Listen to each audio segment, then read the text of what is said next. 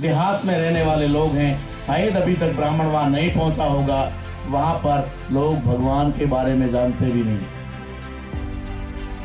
वहां के लोग इस बारे में जानते ही नहीं, अभी तक हैं ऐसे लोग, अभी तक ब्राह्मणों से अछूता क्षेत्र अभी तक है। मैंने कई जगह जाकर देखा, आदिवासियों में, जंगलों में, मैं भी आदिवासियों घर घर में जाकर के वहां, क्योंकि ये रवजी भाई वगैरह, इनका प्रोग्राम ही ऐसा होता है, डांग हवा इधर वलसाड़, एक दिन में 5 मीटिंग लगाते हैं, एक दिन में 5 मीटिंग आगे से आगे बोल के रखते हैं कि यहां से वहां तक आने में हमको 1 घंटा लगेगा और 1 घंटे में वहां आकर के 1 घंटा भाषण देंगे, फिर आगे निकलने में 1 घंटा लगेगा। वो एक रूट पर 5-7 मीटिंगें लगा देते हैं। तो वहां जाकर के हम लोग, अब 1 घंटे की जो मीटिंग है और 1 दिन की जो मीटिंग है, उसके लिए इतना पंडाल तो बनाया नहीं जा सकता, उसके लिए कोई हॉल तो बुकिंग किया नहीं जा सकता। ऐसी मीटिंग कहां हो सकती है? आदिवासियों की बस्ती में ही, उनके वहीं पर घर के आगे ही। तो ये वहां पर मैं कई बार जाता हूं तो देखता हूं कि वो लोग जो एकदम से देहात में रहने वाले लोग हैं, शायद अभी तक ब्राह्मण वहां नहीं पहुंचा होगा, वहां पर लोग भगवान के बारे में जानते भी नहीं। वहां के लोग इस बारे में जानते ही नहीं, अभी तक हैं ऐसे लोग, अभी तक ब्राह्मणों से अछूता क्षेत्र अभी तक है। तो इस तरीके से उसने हमारे इन जो अधिकार हमें मिलने वाले थे, उन अधिकारों से हमारा जो फायदा होने वाला था, उसको पहले से ही काटा। अब उन्होंने भगवान, भाग्य, आत्मा, परमात्मा, स्वर्ग, नरक, ये सब बना करके हमारी मानसिक गुलामी हमारे अंदर डाली। अब वो क्या करता है? अब वो हमारी मानसिक गुलामी का परीक्षण करता है, टेस्ट करता है। परीक्षण क्या परीक्षण करता है? वो एक ऐसी अफवाहों के अलावा उनके पास कुछ नहीं है। ब्राह्मण और ब्राह्मणवाद, अगर तीसरा नाम अफवाह कह दिया जाए तो कोई उसमें अतिशयोक्ति नहीं है, अफवाहें ही है। क्या अफवाह फैलाता है? अभी लोगों पर संकट आने वाला है, लोगों पर संकट आने वाला है, और वो संकट किसी भी घर में किसी भी वक्त घुस सकता है, और घुस गया तो फिर निकलेगा नहीं। तो हमारा आदमी सोचता है, अगर संकट आ रहा है, संकट घर में घुस गया और निकलेगा नहीं तो आफत खड़ी हो जाएगी, क्या किया जाए? तो वो पंडित से ही समाधान पूछता है, या पंडित उसका समाधान भी साथ साथ डाल देता है। समाधान साथ में क्या डालता है? अगर प्रत्येक व्यक्ति अपने घर के बाहर, जहां मुख्य दरवाजा है, उस दरवाजे के एक तरफ मेहंदी का, एक तरफ कुमकुम का हाथ लगा देगा, तो उसके घर में संकट नहीं जाएगा। अबे तो हम लोग 2400 घंटे वही लगा कर रखते हैं, फिर कोई संकट ही नहीं आएगा, फिर वो घर में कोई मरेगा ही नहीं, सारे अमर हो जाएंगे। वो कहता है कुमकुम और मेहंदी का हाथ अगर लगा दिया तो आप उस संकट को अपने घर में आने से बचा लोगे, इसलिए आपको कुमकुम मेहंदी का हाथ लगा देना चाहिए। हमारे लोग और महिलाएं खास करके, जिन पर ज्यादा ब्राह्मणवाद का असर है, वो फटाफट बात सुनते ही, वो पड़ोसन की बात तो मिनटों में जाती है, पड़ोसन से पड़ोसन के पास, पड़ोसन से पड़ोसन के पास फटाफट फैल जाती है, और पीछे पीछे वो हाथ और का निशान लगना शुरू हो जाता है।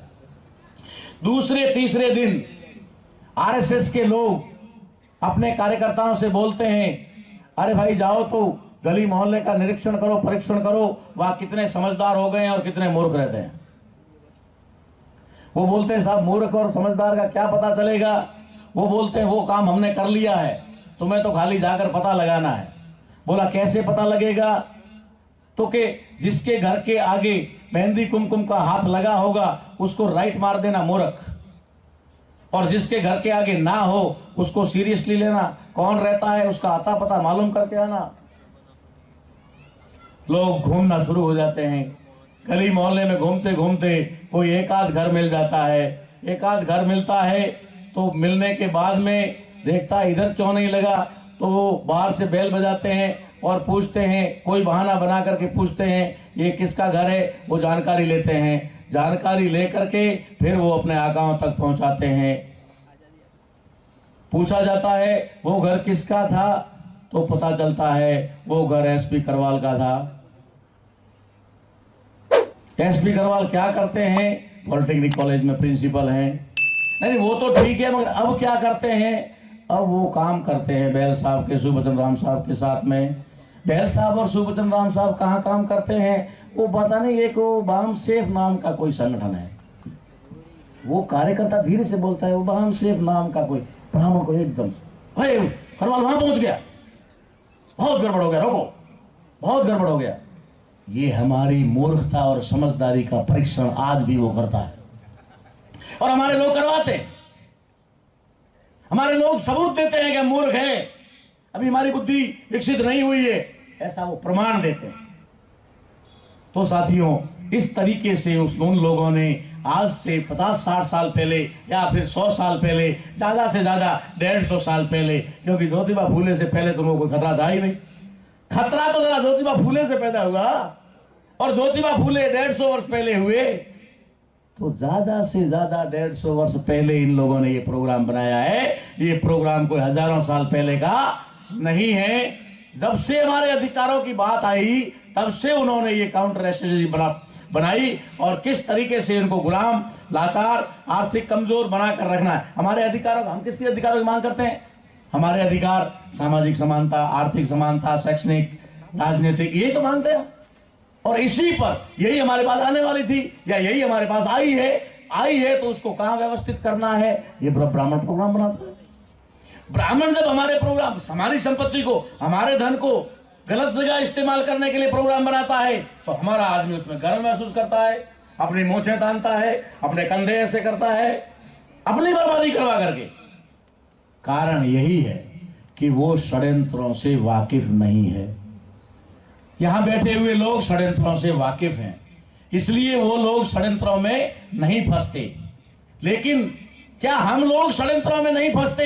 इस पंडाल में बैठे हुए लोग जागरूक हैं, ये हमारे जागरूक होने से ये समस्या का समाधान हो जाएगा।